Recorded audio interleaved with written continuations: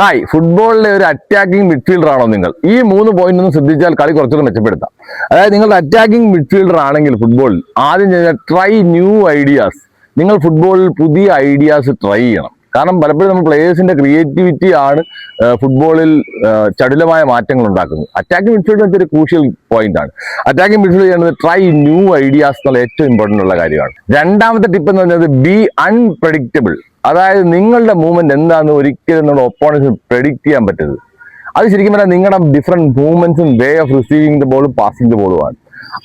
B unpredictable. ഏത് മൂവാണ് നിങ്ങൾ ചെയ്യാൻ പോകുന്നത് പ്രെഡിക്റ്റ് ചെയ്യാൻ ഒപ്പോണന്റ് ടീമിന് സാധിക്കരുത്. മൂന്നാമത്തെ ടേക്ക് ഇനിഷ്യേറ്റീവ്. നിങ്ങൾ ഇനിഷ്യേറ്റീവ് എടുക്കുക.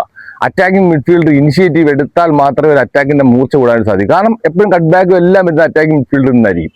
ഒരു കട്ട് ബാക്ക് വന്നാൽ കണക്ട് ചെയ്ത് അറ്റാക്കിംഗ് മിഡ്ഫീൽഡർ ആയിരിക്കും. അപ്പൊ ഈ 3 കാര്യം ശ്രദ്ധിച്ചാൽ നിങ്ങൾ ഫുട്ബോളിലെ ബെസ്റ്റ് അറ്റാക്കിംഗ് മിഡ്ഫീൽഡറായി മാറാനുള്ള ടിപ്പാണ്. ഫുട്ബോളിൽ വ്യത്യസ്ത വീഡിയോ. ബൈ.